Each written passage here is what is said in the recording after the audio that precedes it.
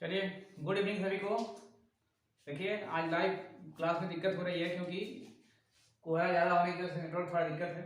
चलिए, हिंदी में आज वर्णमाला कल शुरू किए थे। वर्णमाला वर्णमाला में कल बताया गया था वर्णों का व्यवस्थित समूह क्या कहलाता है। वर्णों का व्यवस्थित समूह ही वर्णमाला कहलाता है। वर्णों का व्यवस्थित समूह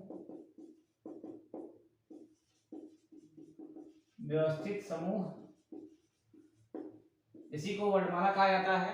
वर्ड में बताए थे वर्ण कितने प्रकार का होता है। वर्ण क्या है, तो वर्ण जो होता है भाषा की सबसे छोटी इकाई वर्ण कहलाती है।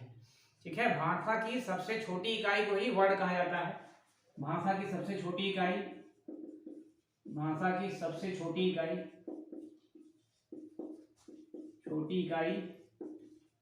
ये वर्ण कहलाती है। अब इसमें देखिए, वर्ण जो होता है इसको दो तरह से बंटवारा किया जाता है। वर्ण क्या है, वर्ण जो भाषा की सबसे छोटी इकाई है, इसमें ना आप सुने होंगे, एक होता है ध्वनि और दूसरा होता है अक्षर। ध्वनि और अक्षर, तो इन दोनों में क्या अंतर है। तो ध्वनि जो होता है, जो वर्ण है उसका जो मौखिक रूप है, मतलब जो बोला जाता है, मौखिक रूप इसका ये जो है ध्वनि कहलाता है। और इसका जो लिखित संकेत होता है लिखित संकेत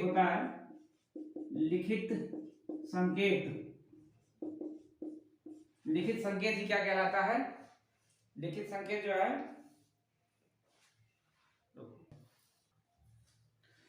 तो भाषा का जो लिखित संकेत है वो क्या कहलाता है, अक्षर और वर्ण ही है। वर्ण में दोनों जो इसका क्या है, मौखिक संकेत है। मौखिक जो बोला जा रहा है वो क्या है, ध्वनि है, और लिखित संकेत अक्षर कहलाता है। ठीक है, अब ये वर्ण जो है तीन प्रकार के थे, तीन प्रकार के होते हैं वर्ण।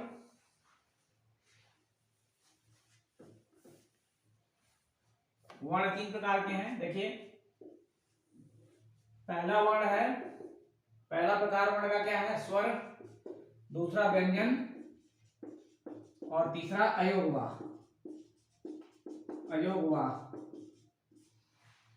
अब इसमें स्वरों की संख्या है 11, व्यंजन 39 और अयोगवाह 2। ये हो गया आपका वर्ण। कुल टोटल हिंदी वर्णमाला में वर्णों की संख्या टोटल 52 है, और 52 में 11 स्वर, व्यंजन 39 और 2 अयोगवाह। ठीक है, अब स्वर के बारे में कल क्लास में बता दिया गया था। स्वर 8 अलग अलग आधार बताए थे, 8 अलग अलग आधार पे अलग अलग प्रकार का बताया गया था। ठीक है, इसके बारे में पिछली वीडियो में सब लोग देख लीजिएगा जिसने नहीं देखा होगा। अब आज व्यंजन। ठीक है, आज व्यंजन देखना है।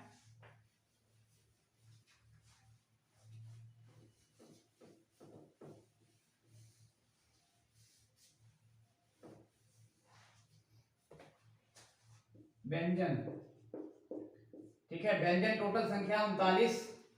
अब व्यंजन कितने प्रकार के होते हैं, तो जैसे स्वर का अलग अलग आधार है उस तरह से व्यंजन का आधार नहीं है। व्यंजन को 5 भागों में बांटा जाता है। 5 प्रकार के व्यंजन मेन रूप से माने जाते हैं, 5 प्रकार के। पहला है स्पर्शी व्यंजन।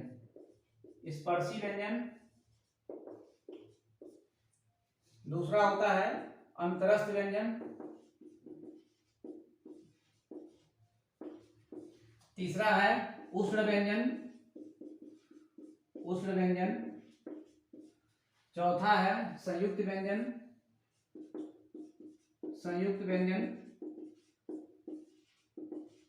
और पांचवा होता है द्विगुण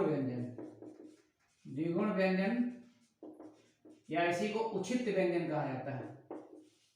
उचित व्यंजन। ठीक है, ये टोटल जो है आपका 5 प्रकार का व्यंजन होता है। सबसे पहला स्पर्शी व्यंजन, इसकी संख्या कुल 25 होती है। 25। अंतरस्थ व्यंजन की संख्या 4, उष्ण व्यंजन की संख्या 4, संयुक्त व्यंजन 4 और उचित व्यंजन 2। ठीक है, टोटल कितने हो गए, 25 4 29 4 33 4 37 और 2 39। ये टोटल व्यंजनों की संख्या हो गई 39। अब देखिए, इसमें सबसे पहला जो है स्पर्शी व्यंजन। स्पर्शी व्यंजन का मतलब क्या है?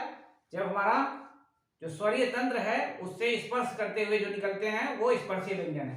अब इसमें अभी आगे पढ़ेंगे आप कंठ से, तालव्य से, मूर्धन्य से, दंत से और ओष्ठ से। ठीक है, उसको जो प्राणवायु है स्पर्श करते हुए निकलती है, इसलिए इसको स्पर्शी व्यंजन या कहीं कहीं संघर्षी व्यंजन भी इसको दिया जाता है। संघर्षी व्यंजन, संघर्षी व्यंजन। ठीक है, ये कुल 25 हैं जो 5 वर्ग आपके हैं। 5 वर्ग, क वर्ग, च वर्ग,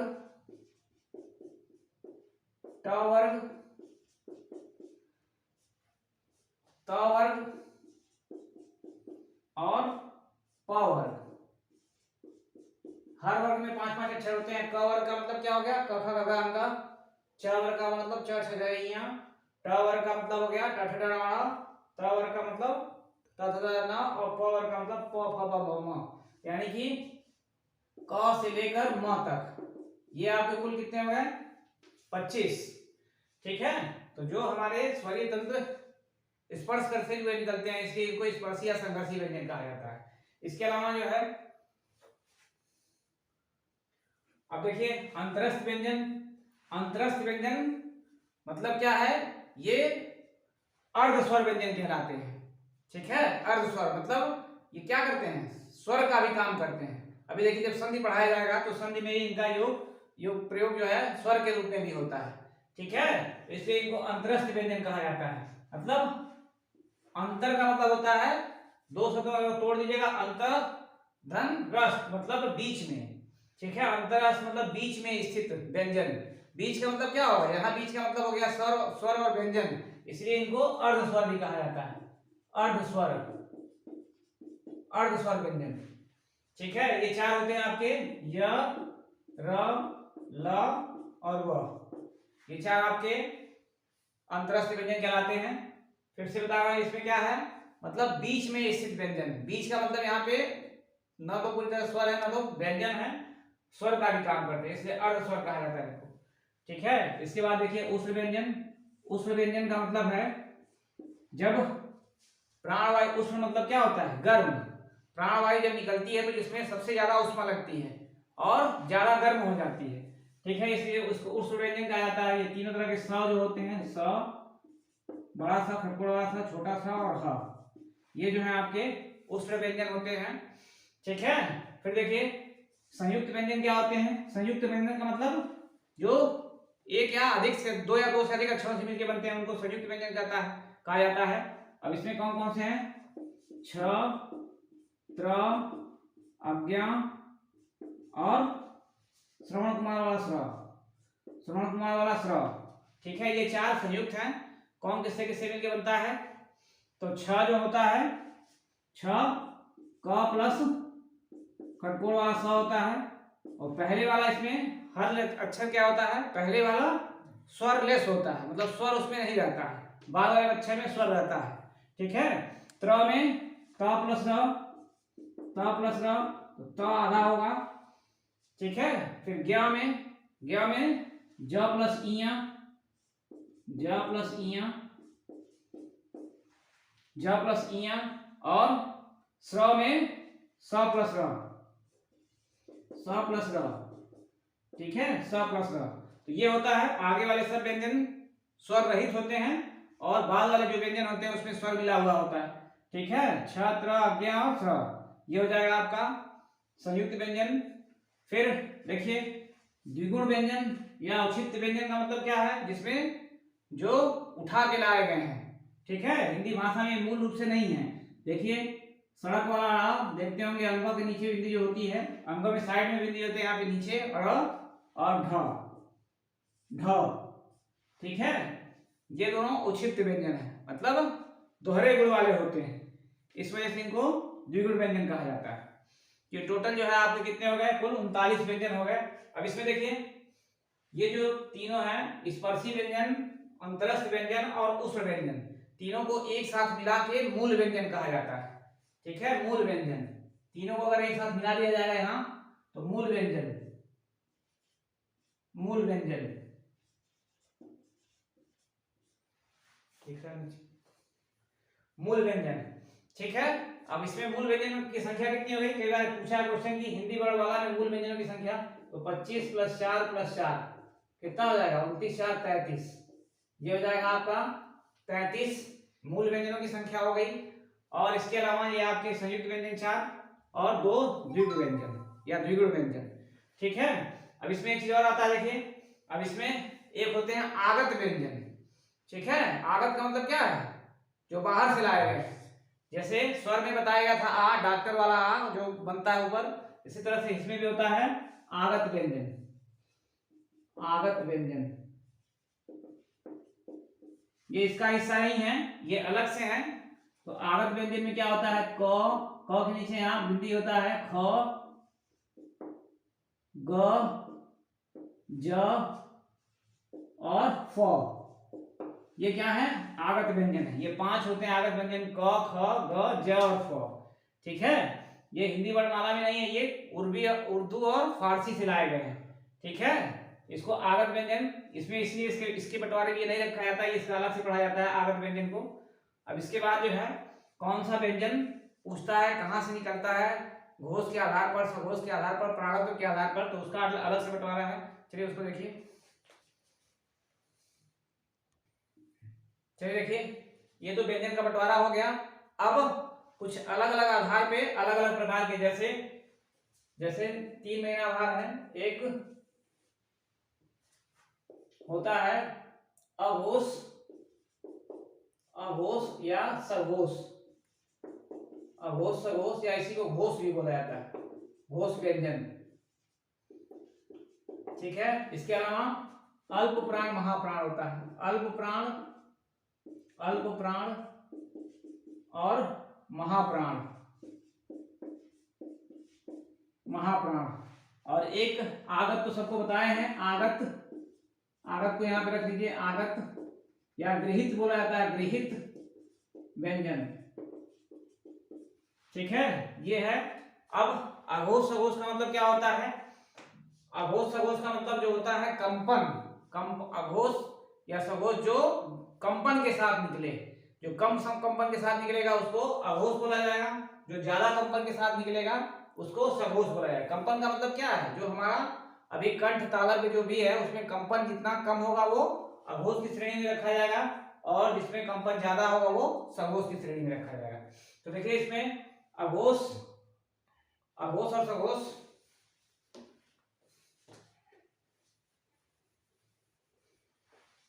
अघोष हो गया और सघोष हो गया।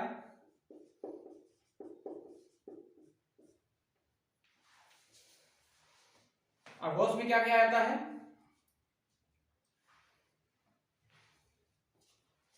अघोष में देखिए, अघोष में क्या होता है? जो पांचों वर्ग बताया गया है अभी, उसका पहला दूसरा अक्षर। अघोष में जो होता है 5 वर्ग का मतलब क्या हो गया? कोई भी वर्ग उठाइए, क ख, क वर्ग उठाइएगा, क ख ग घ और अंग। इसमें क्या हो जाएगा? ये पहला अक्षर है, ये दूसरा अक्षर है, ये तीसरा अक्षर है, ये चौथा है और ये पांचवा है। ठीक है, इसी तरह च वर्ग में होगा, ट वर्ग में होगा, फिर च वर्ग में, त वर्ग में और प वर्ग में।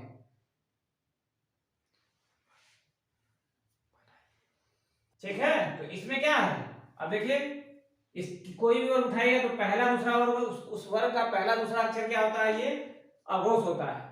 ठीक है, बाकी जो 3 अक्षर हैं, तीसरा चौथा पांचवा, ये क्या होते हैं? सघोष होते हैं, मतलब तीसरा चौथा और पांचवा। ठीक है, आप इसको कोई भी कोड बना के याद कर लीजिए, 12 याद कर लीजिए, 21 याद कर लीजिए, जैसे भी आपको सेट हो। या अघोष में क्या है? और पहले अक्षर पे आता तो 1 हो गया। ठीक है, इस तरह भी याद कर सकते हैं, ये हो जाएगा। इसके अलावा इसमें और जो शामिल होगा क्या होगा?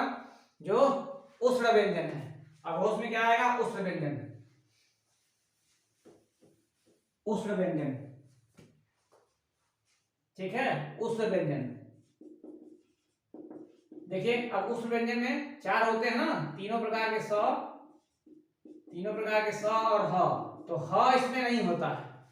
ठीक है, ह जो होता है अघोष में नहीं होता है, ह आता है सघोष में, इसलिए ह को यहां से निकाल देंगे आप, ह इसमें होगा। बाकी सघोष में 3 4 5 के अलावा अंतरस्थ व्यंजन, अंतरस्थ व्यंजन। ठीक है, इसके अलावा ये आपका ह इसमें शामिल हो जाएगा, प्लस ह हो जाएगा। फिर से ध्यान दीजिए, अघोष में क्या होगा, हर वर्ग का पहला दूसरा अक्षर, ठीक है। उसके अलावा उष्ण व्यंजन जो 3 स होते हैं वो ह नहीं इसमें रहेगा। सघोष में क्या होगा, हर वर्ग का तीसरा चौथा पांचवा अक्षर और अंतरस्थ व्यंजन, ठीक है। और इसके अलावा इसमें ह शामिल हो जाएगा, ह शामिल हो जाएगा। इसके अलावा देखिए एक चीज और क्या है, जो अभी स्वर का बता रहे थे, स्वर को भी यहीं रख लीजिए क्योंकि अलग अलग बार बार भूल जाता है। स्वर में देखिए सभी जो स्वर होते हैं वो क्या होते हैं, सघोष होते हैं, ठीक है। सभी स्वर क्या होते हैं, सघोष होते हैं। तो इसको भी यहाँ पे चाहिए तो आप प्लस कर लीजिए, ये ह प्लस किए हैं, फिर प्लस सभी स्वर, सभी स्वर एक जगह हो जाएगा तो ज्यादा ठीक रहेगा, ठीक है। इसमें जितने भी 11 तरह के स्वर आप पढ़े थे कल, 11 तरह के, उसमें सभी स्वर क्या आ जाएंगे, सघोष में आ जाएंगे, ठीक है। अब आइए अल्प प्राण महाप्राण।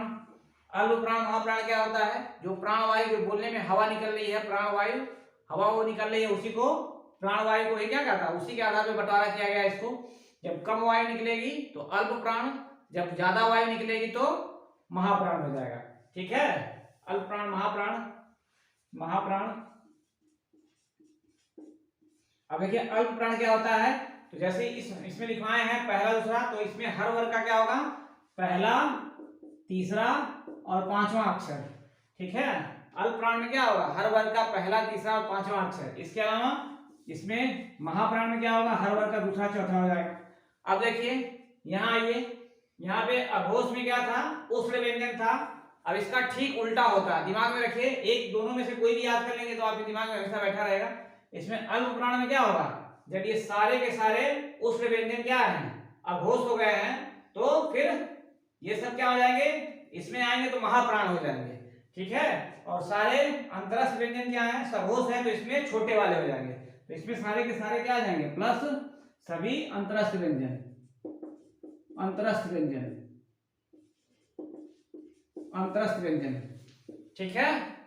इसके अलावा देखिए अब ये उष्ण व्यंजन जो है सब कहां चले जाएंगे, महाप्राण में चले जाएंगे। उष्ण व्यंजन महाप्राण, सभी के सभी उष्ण व्यंजन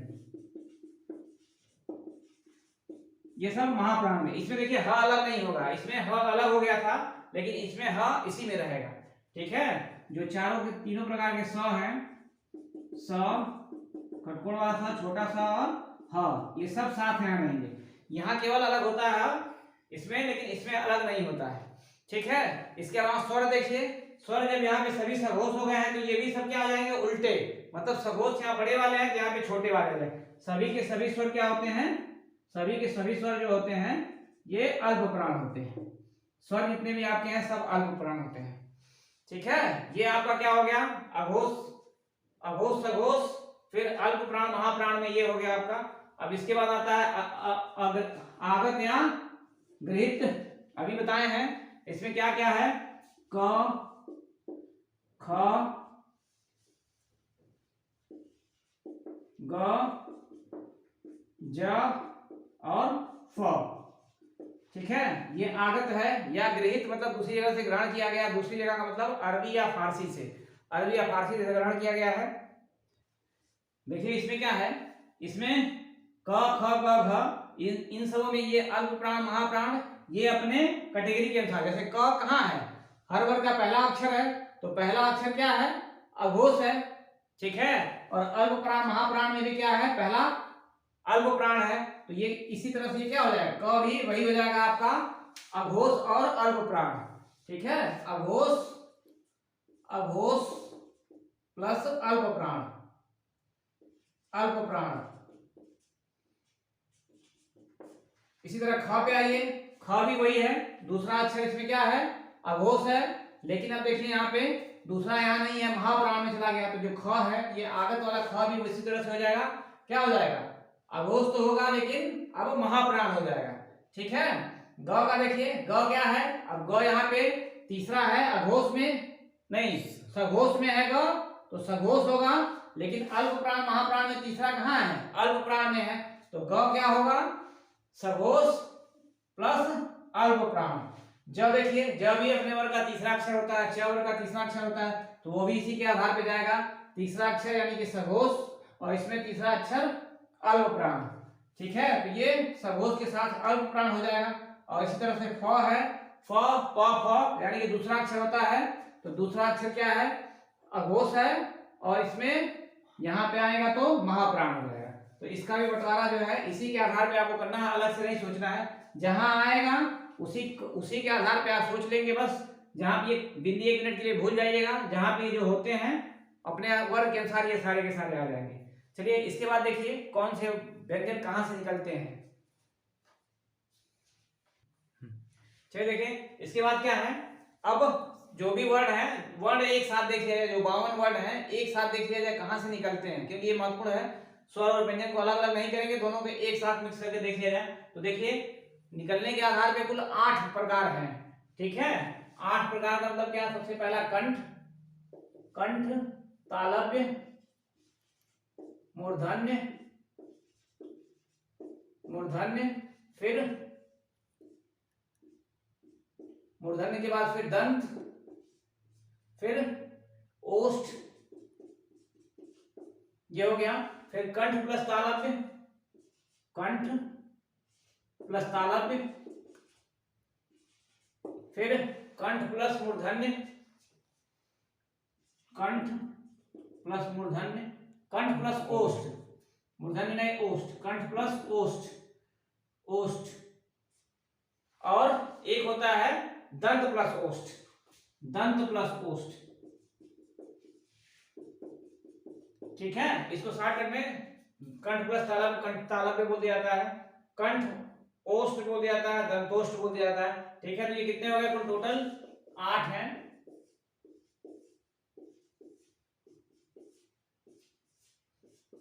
7 और 8, ठीक है। अब इसमें कंठ, कंठ से निकलने वाले अक्षर वर्ण कौन कौन से हैं, तो देखिए कंठ में सबसे पहला क वर्ग ये है, क वर्ग पूरा पूरा, मतलब क वर्ग में पूरा पांचों क ख ग घ अंग कंठ से हो गया। अब इसके अलावा देखिए स्वर की बात किया जाए तो स्वर, स्वर भी शुरुआत में अ, आ और अह, ठीक है। अह, ये तीनों के तीनों स्वर, अह मतलब स्वर का मतलब हो गया ये आपका क्या है, विसर्ग, ठीक है। तो ये तीनों, और इसके अलावा देखिए ह का थोड़ा अलग भी है, लेकिन ह को इसी में रखा जाता है, ह अभी अलग से भी बता देंगे, लेकिन यहाँ भी रखा जाता है उसको। तो कंठ में कौन कौन से हो गए, क वर्ग के पूरे पांचों के पांचों अक्षर, फिर अ आ स्वर में, और अह और ह, ठीक है, उष्ण व्यंजन का। तो ये पूरे के पूरे कंठ से निकलते हैं। अब आइए तालव्य, तालव्य में क्या होगा, अब तालव्य में देखिए च वर्ग पूरा हो जाएगा, च वर्ग, च वर्ग और प्लस इसके अलावा ई हो जाएगा। फिर इसके अलावा देखिए अब स, जो उष्ण व्यंजन है उनकी भी शुरुआत, उष्ण व्यंजन यहाँ आ चुका है पहले, उसके फिर शुरू से स, बड़ा सा यहाँ पे आता है, ठीक है। और य, ठीक है, यह पहले कर लीजिए, यस याद रखिए, यस, यस याद रखेंगे तो वहां याद करने में आसानी हो जाएगी। य और स, ठीक है, कोड बना लीजिए। इसमें देखिए अब ये क्या हो जाएगा, तालव्य में च वर्ग पूरा, फिर स्वर में ई हो जाएगा, और इसके अलावा अंतरस्थ में य और स उष्ण में, ठीक है। ये हो गया। देखिए कई बार ये पूछता है स के लिए स्पेशल रूप से, कई बार क्वेश्चन में आ जाएगा निम्नलिखित में से तालव्य स्वर है, ठीक है। तो स, तीनों तरह का स दे देगा तो स हो जाएगा बड़ा वाला, ठीक है। इसके बाद मूर्धन्य में आइए, मूर्धन्य में क्या है, इसमें ट वर्ग पूरा, ट वर्ग पूरा हो जाएगा। अब इसके बाद देखिए स्वर में देखिए, अब इसके बाद यहाँ ब्रेक हो जाता है, आ गया, ई आ गया, लेकिन उ नहीं आएगा, उ ओठ का ही हो रहा है, इसलिए वो ओठ में चला जाता है, ओष्ठ में। फिर आता है री, री इसमें आ जाएगा, ठीक है, री प्लस ये। अब स की शुरुआत एक बार देखिए, याद करने का तरीका क्या है, स की शुरुआत हो चुकी है तो बड़ा सा सबसे पहले, फिर उसके बाद खटकोड़ वाला सा, तो खटकोड़ वाला स यहाँ हो जाएगा। ये आपका मूर्धन्य स भी कहा जाता है इसको, इसीलिए मूर्धन्य स कहा जाता है, ठीक है, ये हो जाएगा। इसके अलावा देखिए ये, हाँ ठीक है, इतना हो गया आपका। फिर दंत वाले में आइए, दंत वाले में आपका सीधे सीधे क्या हो जाएगा, त वर्ग पहले है, ये त वर्ग, उसके बाद फिर छोटा सा। अब तीनों स लगातार आ रहे हैं, देखिए छ वर्ग से लगातार तीनों स आ रहे हैं, तो ये आपका छोटा सा दंत स्वर भी कहलाता है, दंत स्वर कहलाता है। ठीक है, दंत स्वर कहलाता है। अब यहाँ पे देखिए ल को भी इसमें लिख दिया जाता है ल, हालांकि ल अभी लुंठित पार्श्विक व्यंजन है, उसको अलग से भी, लेकिन अगर उस तरह बात करेगा कि कहाँ से निकल रहा है तो ये भी कहीं ना कहीं से कहाँ से आता है, आपका दंत से ही आता है। ठीक है, तो ये हो गया। इसके अलावा देखिए अब ओष्ठ में आपका, ओष्ठ में पहले तो आ जाएगा आपका प वर्ग और प्लस प वर्ग के साथ साथ आपका ओष्ठ यानी कि ऊ वाला दोनों ऊ हो जाएंगे, छोटा ऊ और बड़ा ऊ। ठीक है, इसमें हो गया ओष्ठ में प वर्ग और ऊ ऊ ऊ। ठीक है, इसके बाद आइए, अब आइए कंठ प्लस तालव्य। कंठ प्लस तालव्य, अभी कल स्वर बता रहे थे, संयुक्त स्वर बताया गया था। संयुक्त स्वर में ए कैसे बनता है, ए अ प्लस ई से। ठीक है, अ प्लस ई से ए बनता है, ए चाहे ए, अ प्लस ई से बनता है। अब इसमें देखिए अ कहाँ है, कंठ में, और ई कहाँ है, तालव्य में। तो कंठ प्लस तालव्य में कौन से आ जाएंगे, ए और ए। ठीक है, इसी तरह से आइए कंठ प्लस ओष्ठ में क्या होगा, अब यहीं पे देखिए कंठ ऊ ओ और औ, ये क्या है, ये बनते हैं अ प्लस ऊ से। अ आपका कहाँ है, कंठ में, और ऊ कहाँ है, ओष्ठ में। कंठ प्लस ओष्ठ यानी कि दोनों ऊ जो होते हैं, ओ औ, ऊ नहीं ओ औ। ठीक है, ये आपके हो जाएंगे कंठ प्लस ओष्ठ से। ठीक है, अब बचा दंत प्लस ओष्ठ, इसमें व होता है, व जो होता है दंत प्लस ओष्ठ। ठीक है, फिर से देखिए एक बार, ये कुल 8 जगह है जहां से सभी निकलते हैं वर्ड। कंठ में क वर्ग पूरा, अ आ अह और ह। तालव्य में च वर्ग पूरा, ई और य और स। मूर्धन्य ट वर्ग के साथ री और खटकोड़ वाला स। ठीक है, दंत में त वर्ग के साथ, ये सब स्पेशल रूप से आपको याद रखना, क्योंकि परीक्षाओं में कई बार ये क्वेश्चन आया हुआ है कि दंत स है या ये तालव्य स है, तो इस तरह से आया है, तो स वाला जरूर याद रखिएगा। बस याद करने का तरीका देखिए, एकदम आसान सा है। ऊपर से आप चले आइए, स खटकोड़ वाला स और छोटा सा। ठीक है, पहला वाला छोड़ के बाकी तीनों में हो जाएगा। इसके अलावा देखिए ओष्ठ हो गया, कंठोष्ठ, कंठ प्लस तालव्य वाला हो गया, और दंतोष्ठ हो गया। ये आपका पूरा का पूरा है। अब इसके बाद देखिए एक चीज दो अलग से है, र और ल। ठीक है, य और व भी है। तो य और व अभी बताए थे, आपको पढ़ा रहे थे बंटवारा, तो इसमें बताए थे ये क्या कहलाते हैं, अंतरस्थ व्यंजन कहलाते हैं। अंतरस्थ व्यंजन को अर्धस्वर कहा जाता है। तो मेन रूप से अर्धस्वर का जो काम करते हैं वो यही दोनों है। ठीक है, इन्हें अर्धस्वर, वैसे तो तब सब क्या है, सभी के सभी अर्धस्वर हैं, लेकिन मेन रूप से अर्धस्वर कौन है, अर्धस्वर ये हो जाएंगे। ल को बोला जाता है लुंठित। लुंठित मतलब क्या हुआ, लुंठित व्यंजन, लुंठित व्यंजन इसको कहा जाता है। ठीक है, मतलब जो जीव होता है वो लुढ़कते लुढ़कते आता है। ठीक है, अब ल जो होता है पार्श्विक व्यंजन कहलाता है। पार्श्विक का मतलब क्या होता है, जो साइड वाला है, जब प्राणवायु जो निकलती है साइड से रगड़ते हुए, जीभ के किनारे किनारे से पार्श्व से रगड़ते हुए निकलती है, इसी वजह से इसको पार्श्विक व्यंजन कहा जाता है। देखिए ह का बताए थे, ह वैसे कंठ में है, उसके अलावा स्वरीय तंत्र बोला जाता है उसको। स्वरीय तंत्र, स्वर मतलब जो गाने वाले सुर होते हैं, स्वरीय तंत्र जहां से निकलते हैं कंठ के पास से, इसलिए इसको कंठ यहाँ है, लेकिन उसके अलावा भी इसको अलग से कभी कभी बंटवारा दे देता है, पूछ लेता है कि ह, तो स्वरीय तंत्र। ठीक है, ये ह का हो गया। अब इसके अलावा है एक दो और है छोटी छोटी चीजें, देखिए चलिए एक चीज और देखिए, ये र और ल जो होता है, यहाँ पे लिखवा दिए हैं ल, यहाँ पे र भी कहीं कहीं देता है कभी कभी, तो लेकिन थोड़ा सा इसमें अंतर होता है। देखिए दांत और मसूड़ा इसमें लगता है। ठीक है, दंत में क्या है, केवल दांत का प्रयोग होता है, इसमें दांत के साथ साथ मसूड़ा भी लगता है, इसीलिए इसको वत्सर्य भी बोला जाता है। वत्सर्य या इसी को दंत प्लस मसूड़ा, मसूड़ा, ठीक है, ये भी होता है, तो इसीलिए इसको वत्सर्य व्यंजन भी बोला जाता है। तो र और ल का विशेष रूप से आपको ध्यान रखना है। एक तो र जो होता है लुंठित व्यंजन, जो जीभ पे लुढ़कते लुढ़कते, र बोलिए तो थोड़ा सा लुढ़कती है जीभ, तो लुढ़कते लुढ़कते आता है, इसलिए लुंठित व्यंजन। ल को पार्श्विक व्यंजन, मतलब साइड से प्राणवायु निकलती है स्पर्श करते हुए, इसलिए पार्श्विक व्यंजन बोला जाता है। इसके अलावा अब देखिए यहाँ पे दांत तो इसमें होता ही है, दंत, इसके अलावा इसका मसूड़ा भी टच करता है, ठीक है, इसलिए ये वत्सर्य भी है, इसको अलग से बोला जाता है। कई बार पूछेगा वत्सर्य व्यंजन कौन से हैं, तो र और ल ही वत्सर्य भी आते हैं, दांत प्लस मसूड़ा, ठीक है। इसके अलावा देखिए व्यंजन में एक छोटा सा छूट रहा है, द्वित्व व्यंजन, द्वित्व व्यंजन, ठीक है। द्वित्व व्यंजन क्या होता है, द्वित्व मतलब क्या है, जब एक ही व्यंजन का दो बार प्रयोग हो जाए, जैसे क्या है, बच्चा, बच्चा, बच्चा में क्या है, एक बार च आया, फिर दोबारा च आ गया, तो पहला वाला च आधा हो गया और दूसरा वाला च पूरा है, तो ये आपका क्या है, द्वित्व व्यंजन का उदाहरण। फिर से एक बार देखिए, वही सेम व्यंजन होना चाहिए, ठीक है। अभी यहाँ पे हम लिखते हैं सच्चा, नहीं, ऐसा कोई वर्ड जो अच्छा लिख दें, अच्छा, अच्छा, ठीक है।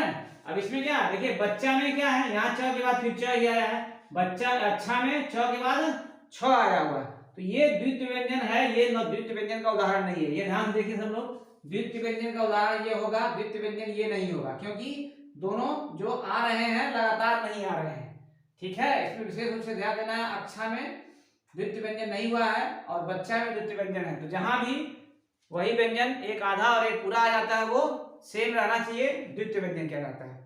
चलिए, इसके अलावा कुछ और चीज बची हुई है, योग बचा है, कल की क्लास में थोड़ा बहुत और जो बचा रहेगा वो सारी चीजें बता दी जाएंगी, ठीक है। सभी को गुड नाइट।